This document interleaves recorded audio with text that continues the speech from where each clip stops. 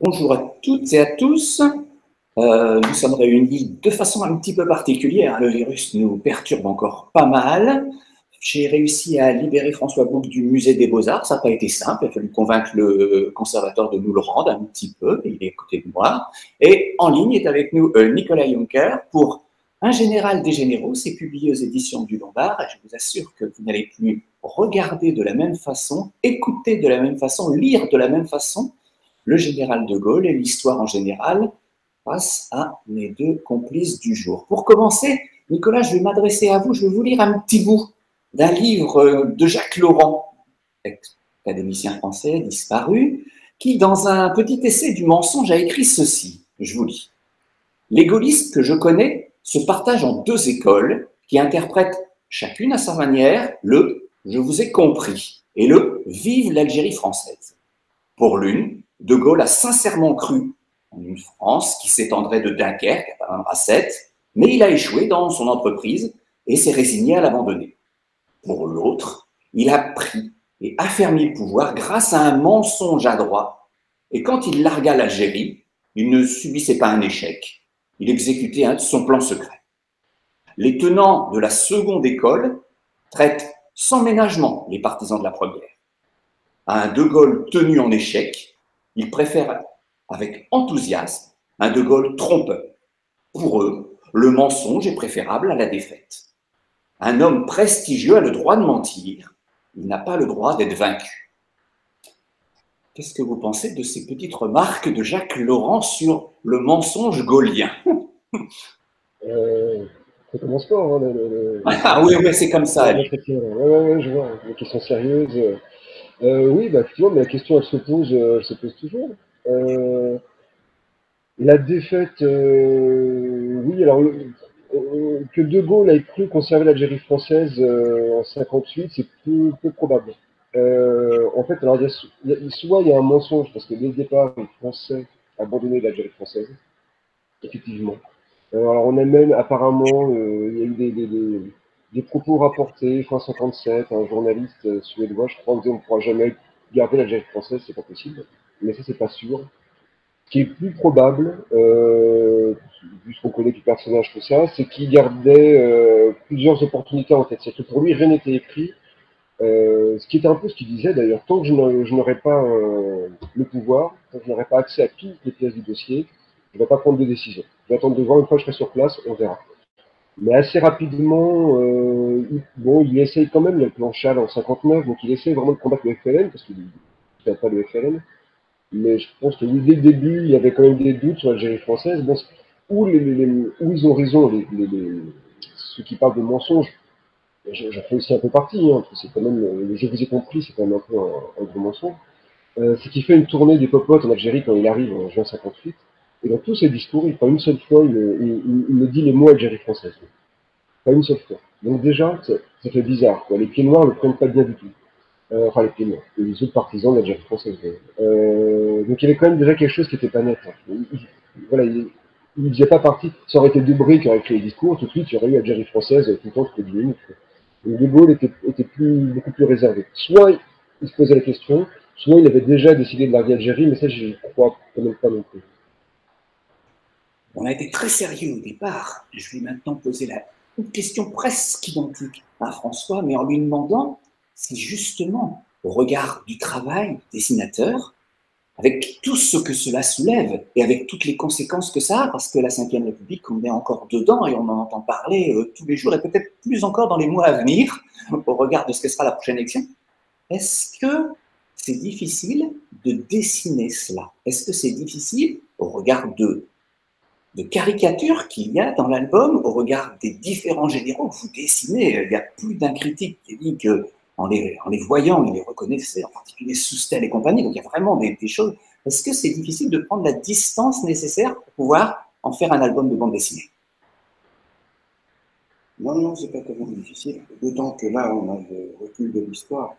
Le recul de l'histoire nous permet d'avoir un panorama de cette époque-là et puis de toutes les conditions qu'il peut y avoir entre les différents personnages et qui donnent, grâce à ce décalage, une sorte d'élément satirique d'emblée. on voit dans une espèce de bouillon de culture tous ces organismes qui essayent de tirer leur épingle du jeu du mieux qu'ils peuvent. Et de ça fait une sorte de cérémonie à la Fédot ou à la Courteline où les tiraillements relationnels, les prises de pouvoir, les hésitements, tous ces éléments-là sont des éléments qui sont extrêmement faciles à traiter du point de vue de l'humour.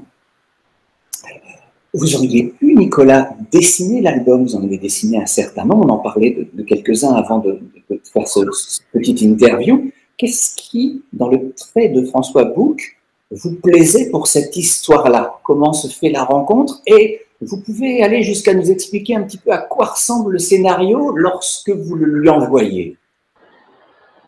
C'est beaucoup de questions. Oui, vous voulez, Nicolas. Alors pourquoi je ne l'ai pas dessiné? Parce que je suis trop feignant pour ça. Parce qu'il y avait trop de boulot. Non, mais j'ai pas de talent. Déjà, pour moi, il y avait un problème de caricature. Je suis très mauvais en caricature. Donc là, ça aura vraiment posé un sérieux problème. Parce qu'il y a beaucoup de gens historiques à dessiner. Ensuite, l'intérêt de Bouc de François, mais ça, en fait, on s'en foutrait de la période. Enfin, on m'aurait dit, François Bouc veut faire un dessin sur des Inuits ou sur une tribu africaine au XVIe siècle, je serais parti là-dessus aussi.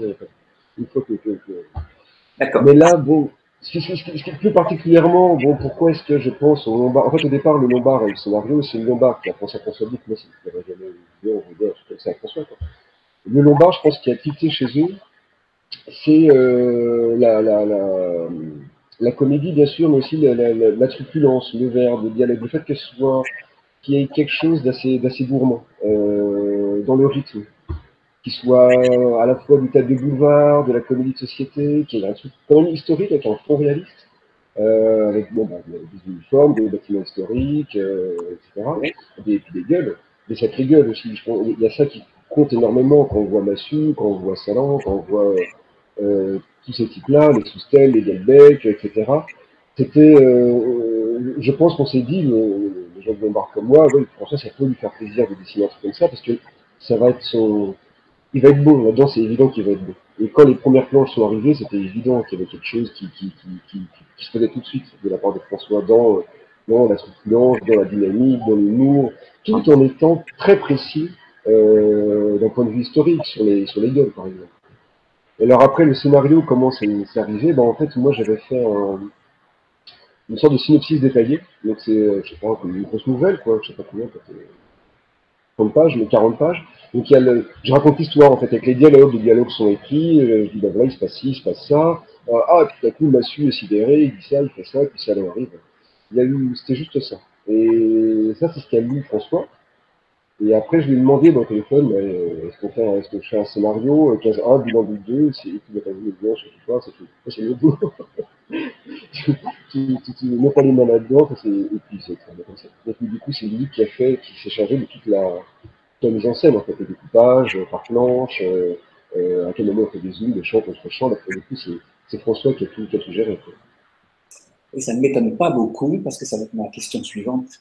Je ne vais pas dévoiler trop de choses, mais rien que les deux premières planches de l'ouverture de l'album sont un peu plus silencieuses. On va à peine lire que l'agenda du général est plutôt vide, il a un rendez-vous avec son tailleur, mais l'ouverture de l'album se fait sur le général ouvrant les bras et on a l'impression qu'il est en train de faire un immense discours. Il est juste en train de se faire mesurer les manches de son prochain costume. Et en 2-3 planches, on a tout qui est installé sur ce qui se passe là-bas de cet homme en retrait. Et comme le disait Nicolas à l'instant, il y a une formidable mise en scène de ça. Vraiment ça qui dessine. L'album commence par cette attitude de Gaulle, mais qui est on va dire dans son intimité presque un peu ridicule. En fait. Et c'est la même attitude, pratiquement le même plan qui est utilisé à la fin. En fait, l'album se déploie entre cette même attitude qui est finalement assez explicite du bouquin, du point de vue de Gaulle, c'est-à-dire de Gaulle dans son intimité où il pense simplement à se faire un pyjama ou un veston, et de l'autre côté, quand il est face à la foule, et ça y est, il a il a repris sa dimension.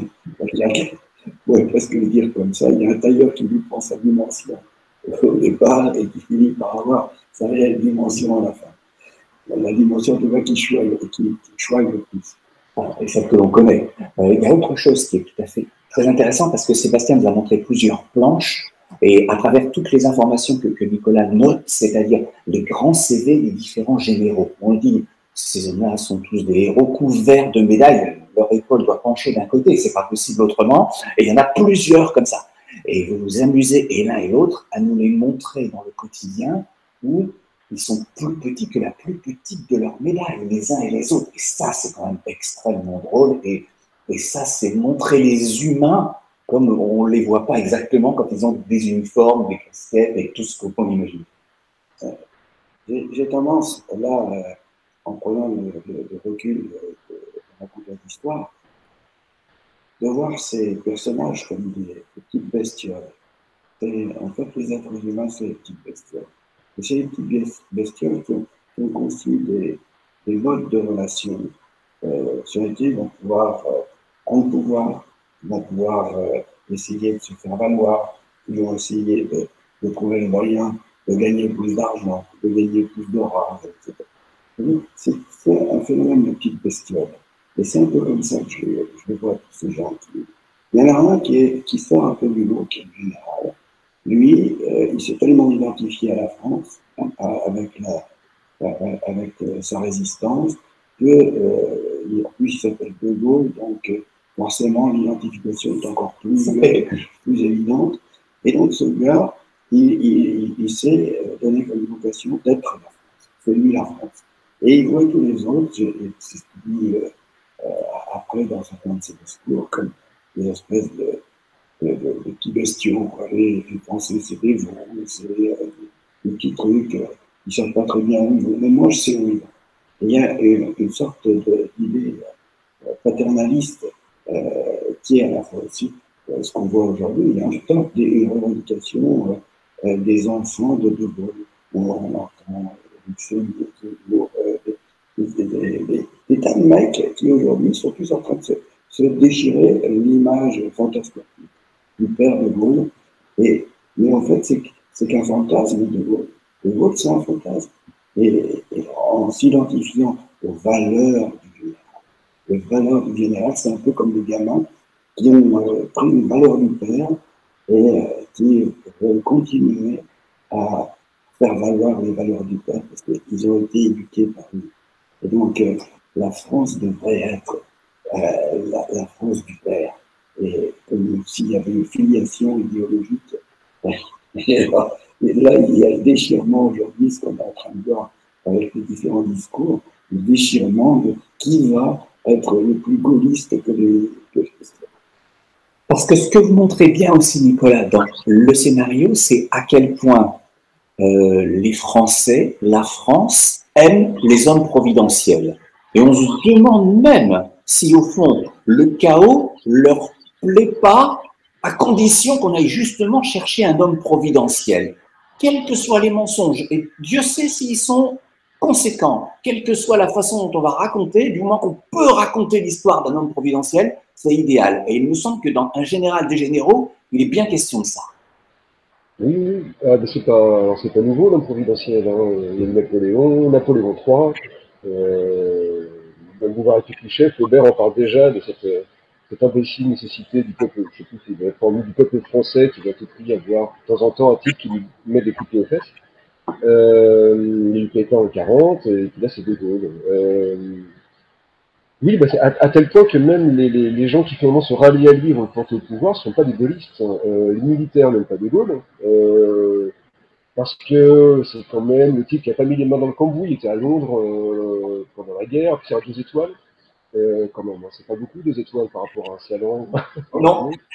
Donc les militaires n'aiment pas De Gaulle, les pieds noirs n'aiment pas De Gaulle, parce que Pétain avait une très bonne base en Algérie en 40, De Gaulle n'était pas aimé, et en plus De Gaulle, en arrivant avec le CNR en 44, avait déjà un projet pour accorder le droit de vote aux musulmans, donc ça risquait pas. Donc il n'est pas aimé, De Gaulle. Et pourtant, c'est eux qui vont le porter au pouvoir.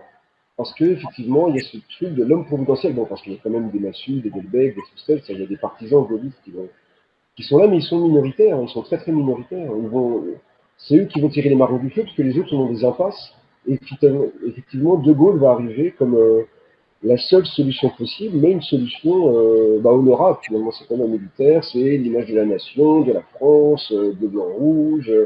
Et puis comme maintenant, on le voit bien, actuellement, n'importe qui peut se réclamer de Gaulle, hein, de l'extrême gauche à l'extrême droite, tout le monde prend ce qu'il y a à prendre, c'est un peu comme ça de l'ego, de Gaulle, on prend ce qu'on a envie de prendre. Bah, à l'époque, c'est un peu pareil, finalement. Donc, du coup, tout le monde, même des socialistes qui tiennent de Gaulle, Guy Mollet finit par, et comme Auriol font partie des socialistes qui appellent de Gaulle au pouvoir, qui sont pour amener de Gaulle au pouvoir. À l'extrême droite, ben, on va avoir des militaires ou des poujadistes qui vont voter pour l'investiture pour de Gaulle. Donc finalement, tout le monde prend un peu, bon bah allez, on y va, c'est un même temps, il va y aller, il n'y a que ça à faire, il n'y a rien d'autre qui n'a pas d'être possible. La crise est telle que seul un homme providentiel pourra effectivement se replier. Tout cela, François, a été fait en 5 mois. Je ne sais pas si les gens se rendent même parce qu'on parle de plus de 120 planches. 5 mois, c'est extrêmement peu. Je ne vais pas vous demander comment vous faites, ce n'est pas possible. Mais j'aimerais bien que vous nous disiez, François, comment vous attrapez, comment vous capturez les visages, comment vous les prenez à partir de photos, de films. Je ne sais pas comment ça se fait. Mais après, il faut les faire bouger, les dessiner dans différentes situations. Massu, il court tout le temps. C'est un Kenyan qui court tout le temps dans les couloirs. Alors, il faut quand même l'attraper. Il n'est pas tout le temps en train de courir, j'imagine, sur les photos. Comment vous faites ça? Comment vous attrapez les visages et comment vous les transformez en personnages? Des fois, je ne sais pas comment. Parce qu'il y a une partie, on pourrait dire, une partie technique, mais il y a aussi une partie qui nous échappe, qui est le domaine de l'intuition. Quand on regarde les photographies de l'époque, bien sûr, l'idéal, c'est des vidéos, parce que dans une vidéo, on peut voir tourner le personnage et donc comprendre. Mais malheureusement, il y a très peu de vidéos qui donnent cet aspect-là, cette compréhension-là des anatomies du personnage. Donc, il faut l'interpréter. C'est-à-dire qu'un angle va permettre de comprendre l'autre angle. Après, les attitudes, bien sûr, il y a tout un comportement corporel et qui est pour moi plus important presque parfois que les discours, que le dialogue.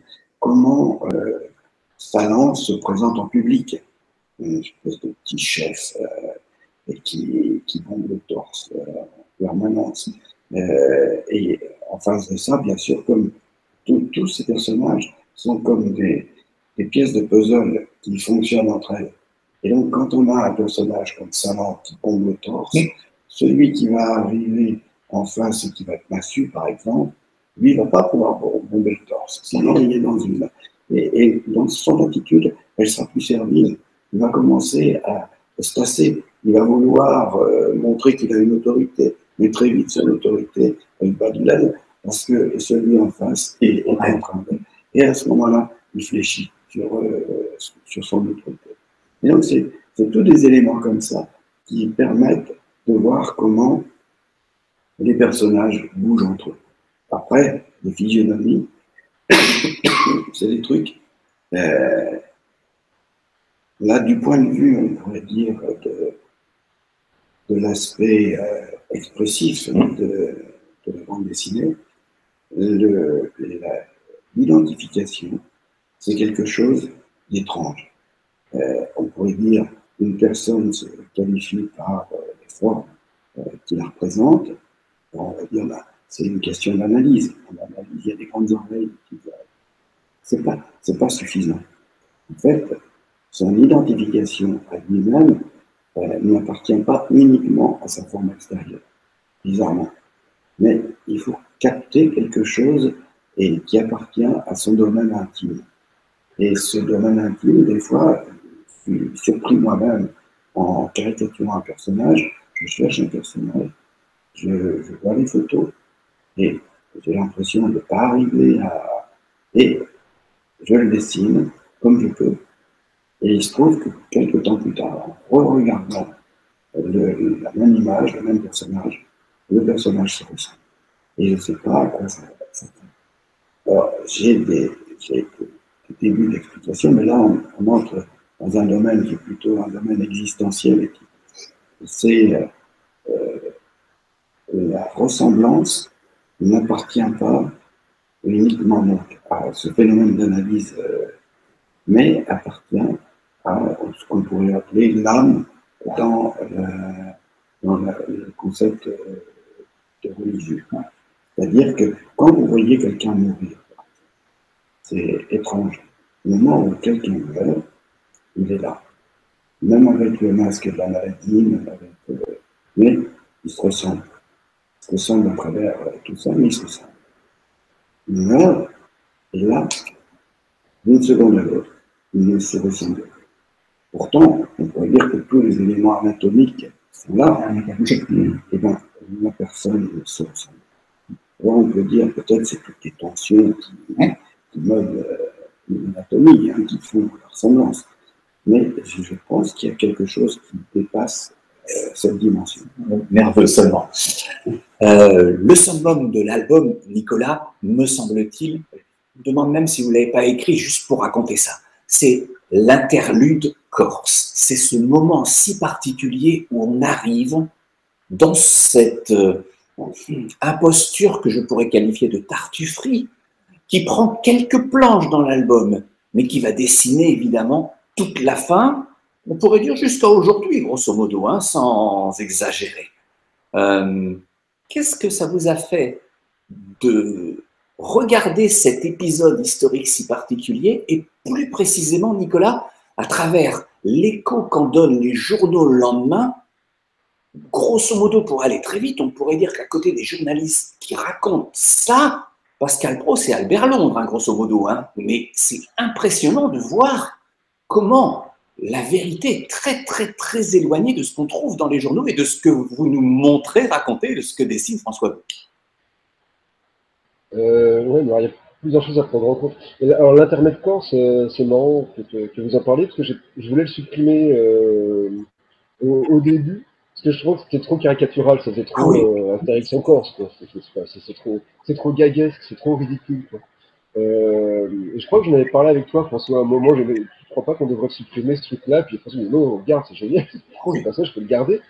Parce que c'est vrai que après c'est authentique, oui, j'invente rien, enfin les paras qui sont pas au rendez-vous, le pneus crevé, Pentecôte, la gendarmerie, c'est Pentecôte, ma femme m'attend pour manger, la mairie de Bastia avec le Casata qui repart avec le drapeau français, on va pas tout raconter, mais jusqu'à au dialogue final, il n'y a pas eu de mort, bah oui, mais c'est une révolution, pas des élections. Ça, c'est une phrase historique, on va dire, quand c'est rigolote. Donc du coup, bon, je l'ai gardé, mais alors mais c'était important aussi, c'est-à-dire que tout le bouquin, tout ce qui se trouve dans le bouquin quand même jusqu'à l'aéroport de De Gaulle, c'est la menace d'un putsch, d'un coup d'état militaire. Alors le mot putsch, historiquement, n'est pas resté sur 58, on l'a gardé sur 61. On ne pouvait pas le garder pour des raisons politiques évidentes, c'est-à-dire que si on autorisait le mot putsch en 58, c'est-à-dire qu'on mettait dans l'idée du peuple que De Gaulle était arrivé suite à un putsch. Donc non, il n'y a jamais eu de putsch en 58, donc il y a plein de gens qui affirment qu'il n'y a pas eu de putsch en 58. Donc on a mis un plan militaire, un coup d'État, une stratégie établie par différents généraux, ça avait un nom, c'était l'opération Résurrection, avec des tanks qui venaient d'Allemagne, des paras qui venaient de Corse et qui venaient de... Donc il y avait quand même une tentative. Et la Corse a été la seule concrétisation de ce coup d'État, donc c'est quand même important de le dire. Quant à la dramatisation faite par les journaux, faut pas oublier qu'on n'est pas en 2022, à l'époque, il n'y a pas Internet, il n'y a pas les réseaux sociaux, la communication c'est pas au poil, et puis il y a une censure aussi. Il y a quand même une grosse censure. Au lendemain des événements de Corse, comme au lendemain des événements de 14, il y a plein de journaux qui paraissent pas. Ou alors il y a des trous. À l'époque, les journaux paraissent avec des blancs. Je sais pas, j'ai pas connu ça. On prenait l'UMA, on prenait un journal, boum, il y avait un blanc, quoi. Il y avait un gros blanc dans la page. Donc, il y avait une censure très forte et il est évident que le gouvernement voulait jouer sur la dramatisation à l'extrême de cette acte Corse pour justifier cette situation de crise, une situation où il fallait que l'armée reprenne les choses en main, etc., que la crise politique, patata. Donc, ce qui était un peu humilié aussi, parce que du coup, ça les a plutôt desservi qu'autre chose, du coup, ça a encore accéléré le mouvement de panique générale en métropole. Mais encore une fois, il n'y avait pas de communication, donc les gens ont simplement entendu, bon, des paras sont arrivés, et ils ont soulevé la Corse. Et les paras ont envahi la Corse, et la Corse est à côté de la France. C'est-à-dire qu'effectivement, stratégiquement, même dans la tête des généraux, une fois qu'on a la Corse, on est à côté en avion, c'est facile d'aller à Paris. Donc c'est une base qui se rapproche, quoi. un peu comme l'Ukraine là, actuellement. Vous vous rappelez du Mont Noir, mais donc la dramatisation est évidente. Ce passage-là, il est crucial, il est vraiment crucial, et il se passe dans une période temporelle qui est un peu curieuse, parce que si vous regardez les dates des événements, c'est très très dense entre le 13 et le 17 mai, jusqu'au 19, on va dire, l'allocution de Gaulle, et après ça retombe complètement. Pendant plusieurs jours, il ne se passe plus grand-chose finalement, quoi, parce que tout le monde attend. Et vu que De Gaulle laisse pourrir, laisse bien pourrir longtemps, parce que plus c'est pourri, plus il pourra en tirer profit. Mais du coup, la Corse arrive comme même dans un rythme, comme un truc, comme une espèce de pic. Tout à coup, il se passe plus rien depuis plusieurs jours, et tout à coup, boum, 23 mai, paf, les paras ont envahi la Corse. Donc il y a quelque chose, évidemment qu'il faut la faire. Du coup, mais du coup, c'est vraiment une charnière. Et après, on repart donc sur Paris, la conséquence, le 24 mai, et le ping-pong entre Paris et Alger qui va repartir jusqu'au 19 mai. C'est pour ça que c'est une sorte d'intermède même géographique. Et puis il y a Napoléon derrière tout ça, me semble-t-il, qui doit faire écho dans la tête de certains. François, vous êtes Lillois, le général était Lillois, vous vous doutez bien qu'on va vous attendre à la façon dont vous le dessinez, votre glorieux ancêtre, le général.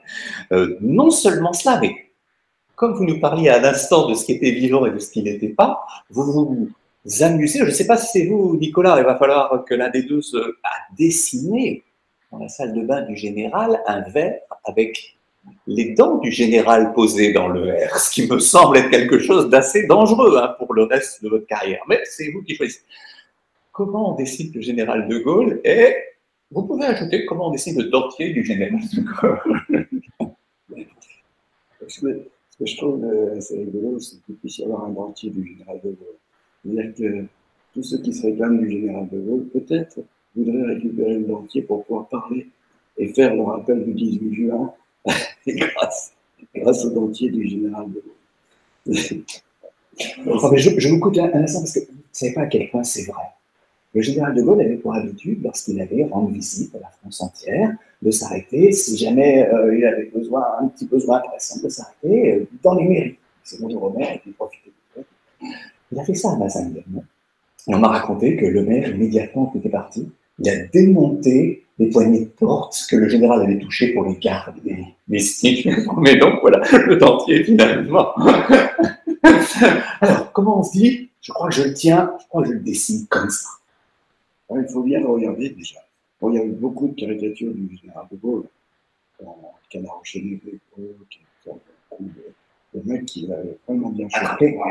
Mais malgré tout, il faut le faire à sa main. Il faut réussir à trouver cette physionomie qui va, bien sûr, être en écho avec les autres physionomies.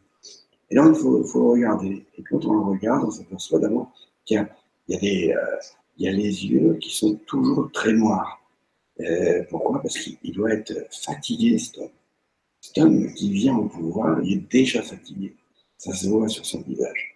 Et il vient au pouvoir presque, tel que je l'imagine, en regardant sa physionomie. Je me dis, il vient au pouvoir parce que de toute façon, il ne peut pas faire autrement. C'est sa vocation d'être un homme qui est au plus haut, sur la plus haute échelle, sur la plus haute échelon du pouvoir. Et donc, il vient appelé par, un peu comme s'il était Jeanne d'Arc, appelé par la France. Mais cet homme est fatigué avec une bouche assez petite, des grandes oreilles, et tout ça, ça fait une sorte d'animal particulier. En plus, il tient aussi, ce qui est ridicule, aujourd'hui en tout cas ça nous semble ridicule, mais d'avoir sa ceinture, des pantalons aussi hautes. Ça lui donne presque une allure maternelle, comme si tout ce qui était en dessous, c'était comme une jupe. Hein, comme une femme qui a eu beaucoup d'enfants et qui commence à avoir des problèmes génitaux. J'ai l'impression, quand on pense à un personnage, on l'analyse comme ça. On le voit avec tous ces aspects. Bien sûr, je me suis rendu compte qu'il faisait 1m96. 1m96, c'est énorme. Et donc, j'imagine aussi que Les mecs, quand ils l'ont vu arriver sur les Champs-Élysées, sachant pas quelle était la physionomie du général de Gaulle, ils voient arriver cet homme qui fait 1m96, avec que les petits mecs, forcément, ça renforce l'idée que ah ouais, c'est un homme exceptionnel. Donc lui, il jouait sans doute là-dessus, et bien sûr, les autres aussi, parce que le phénomène social veut aussi qu'on s'apparente à l'identité physionomique. Quand je parlais de pièce de puzzle tout à l'heure, c'est qu'une pièce de puzzle comme celle-là va s'insérer dans le puzzle sociologique de la France d'une certaine manière et va être reconnue par les autres pièces comme étant exceptionnelle. Donc, il a tous les attributs de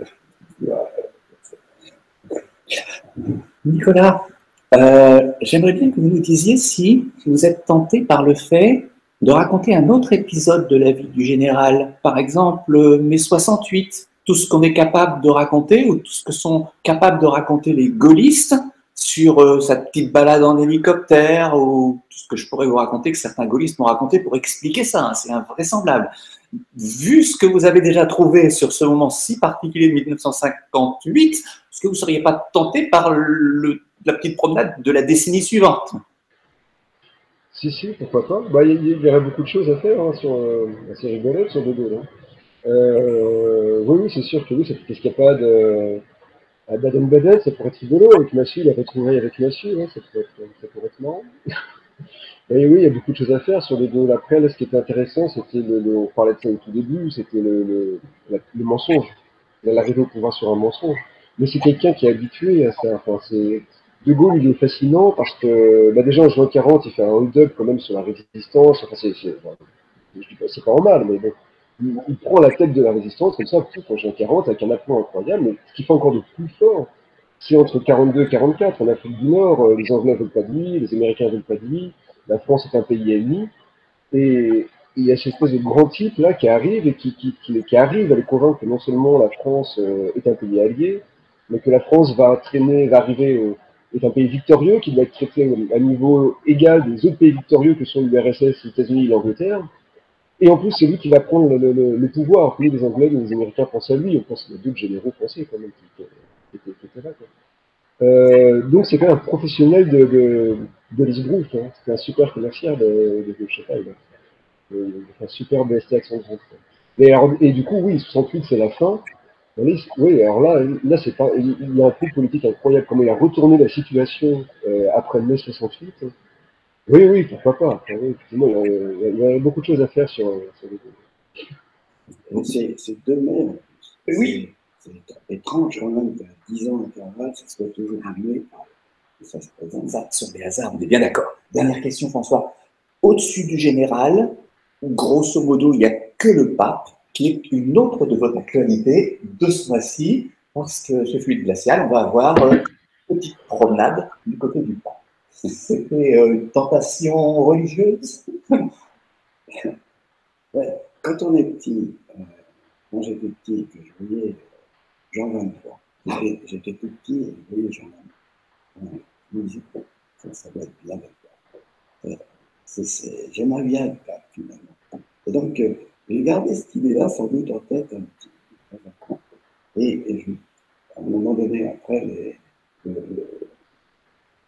avoir couvert les attentats de janvier 2015, Charlie, j'avais besoin de me décontracter un petit peu. Et donc, je me suis dit, tiens, je vais faire une histoire pour famille, une petite histoire, pour me détendre un peu, pour m'évacuer un petit peu de tout ça, même si ça reste toujours en background. Et je me suis souvenu que j'avais fait des croquis un petit peu. J'ai après pour faire une petite histoire. Donc, je fais une petite histoire de travail.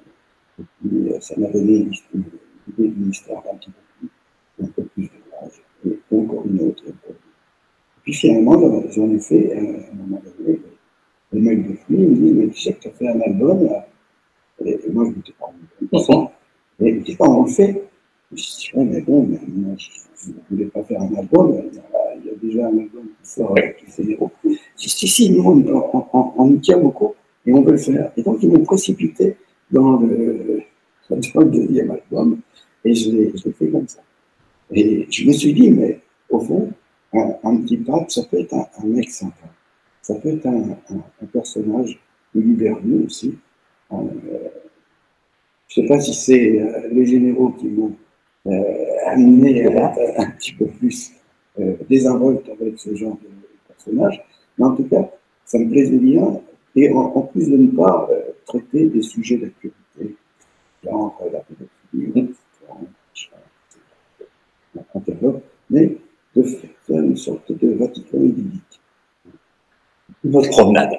Ça s'appelle Un général des généraux. Merci Nicolas, merci François, d'être venu parler avec nous de tout ça, parce que franchement, c'est un album Guillaume qui mérite, nous encore ici à Lille évidemment, mais j'imagine dans la France entière, d'être regardé parce qu'on ne nous l'a pas raconté souvent comme ça, l'histoire. Et c'est très très très amusant à voir et à lire.